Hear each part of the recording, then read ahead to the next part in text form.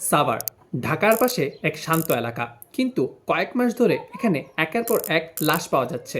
প্রশ্ন একটাই, সবই তাহলে কাকতালীয়? 2025 সালের মাঝামাঝি থেকে সাভারের একটি পরিত্যক্ত কমিউনিটি সেন্টারের আশপাশ থেকে বারবার নিখোঁজ ও মৃত্যুর খবর আসতে থাকে।